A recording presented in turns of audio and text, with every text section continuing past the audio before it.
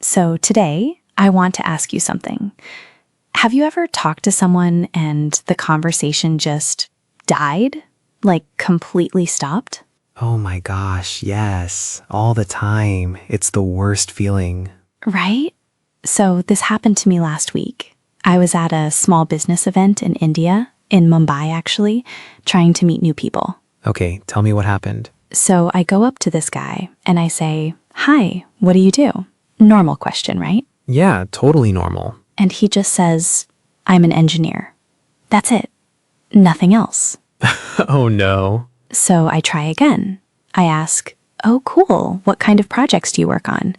And he says, "Just normal stuff."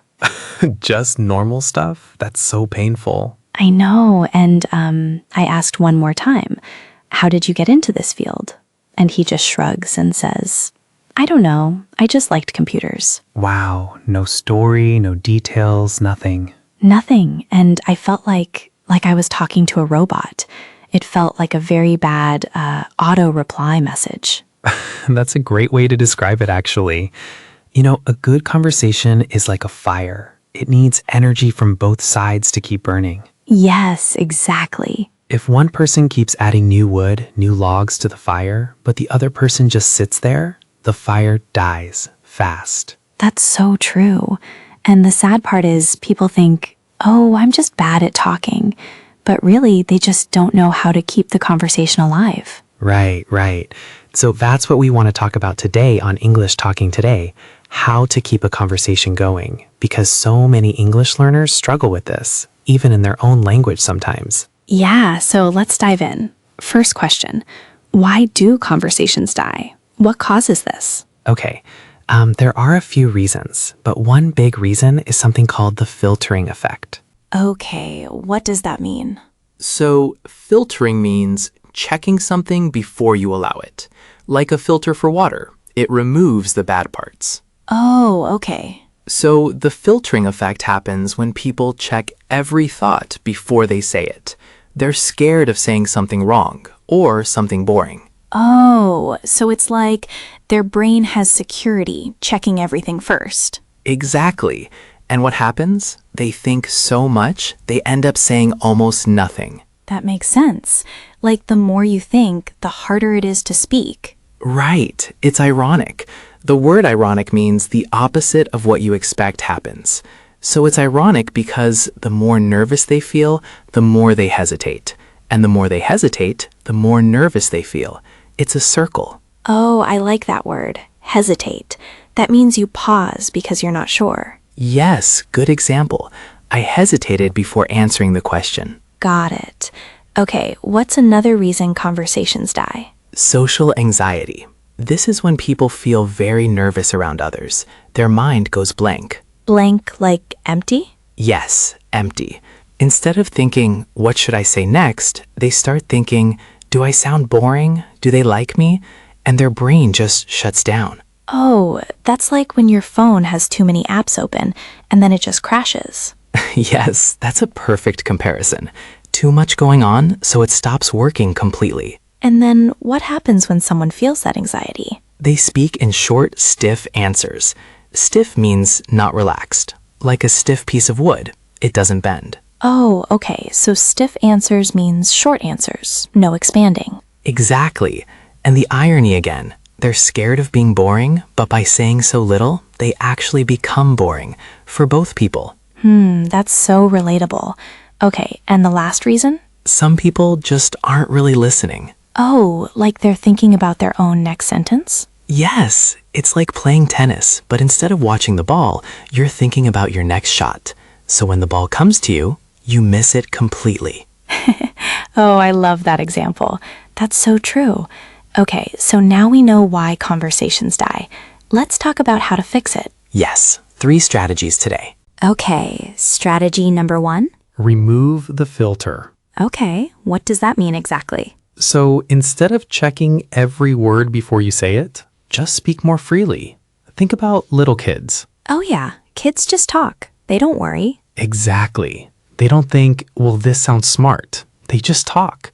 That's why kids' conversations feel so spontaneous. Spontaneous, meaning without planning? Yes, exactly. Acting or speaking without too much planning. Her decision to travel was very spontaneous. Nice example. Okay, but for adults, this is harder, right? Much harder, especially with new people. We get self-conscious. Self-conscious. That means worrying about what other people think of you? Yes, exactly that. And here's a helpful thought. Most people aren't judging you as much as you think. They're too busy thinking about themselves, how they look, how they sound. That's true, actually. Everyone is worried about themselves, not you. Right. So once you realize that, you can relax more. Okay, so how do we actually practice removing the filter? Start small. Talk with a friend about something casual. Don't pause to check your answer.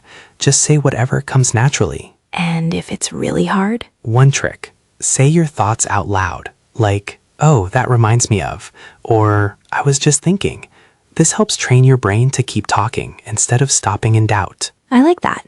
Okay, strategy number 2? This one is my favorite, the pratfall effect. The pratfall effect? What is that? So, pratfall effect is a psychology term. It means people like you more when you make small mistakes. Wait, really? Mistakes make people like you more? Yes, because it makes you seem more authentic. Authentic, meaning real, genuine? Exactly. Think about it. If someone is too perfect, too polished, they almost feel like a robot. You respect them, but you don't feel close to them.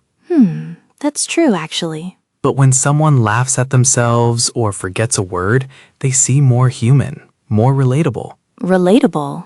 Easy to connect with. Yes, think about comedians. The funniest ones often make small mistakes on purpose. They trip or say the wrong word, and the audience loves them even more. Oh yeah, that's so true. Imperfection makes people feel comfortable. Exactly. So for conversations, if you say the wrong word, don't panic. Just laugh about it.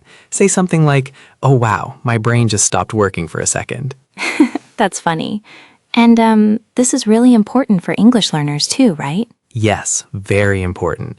Native speakers don't care if you make mistakes. In fact, they admire you for trying. That's a great reminder. When I was learning a new skill, I used to worry so much about being perfect. But once I stopped worrying, I actually improved faster. Exactly.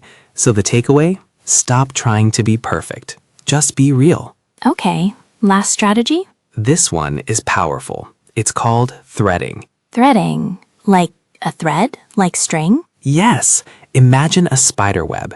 Every conversation has small connections you can build on. Threading means you take something the other person said and you pull on that thread to keep talking. Oh, okay. Give me an example. Sure. Let's say someone says, "I went to Japan last year." If you're not really listening, you might just say, "Oh, cool," and then silence. Yeah, dead end. Right, a dead end. But with threading, you pull multiple threads from that one sentence. You could ask, "Oh, what was your favorite part?" That gets them talking more. Exactly. Or you could say, "I love Japanese food. Did you try anything new?" Now you're talking about food. Oh, I see. So one sentence can open many doors. Exactly. And the best part, you don't have to force it. If you're genuinely curious about the person, you'll naturally find these threads. I actually tried this at a family dinner last month. My cousin mentioned she started learning to cook. Instead of saying, "Oh, nice," and stopping there, I asked, "What made you want to learn? What's the hardest dish so far?" And what happened? We talked for like 20 minutes. It was such a good conversation. See, that's threading in action. The more you practice, the more natural it becomes. Okay, so let's review today's lesson. We talked about 3 problems: the filtering effect, social anxiety, and not really listening. And 3 solutions. Remove your filter, embrace small mistakes with the pratfall effect, and use threading to keep questions flowing. I loved this episode. It's so useful, not just for English, but for talking to anyone in any language. Absolutely. So here's your challenge for this week. Next time you're in a conversation, try one of these 3 strategies. See how it changes things. Conversation truly is a skill. And just like any skill, it gets better with practice. The more you try, the more natural and confident you'll feel. So don't be afraid to make mistakes. Stay curious and keep talking. If you enjoyed this episode, please subscribe to English Talking Today. Give us a like and share this with a friend who needs it too. See you in the next episode. Keep practicing, and we'll talk soon.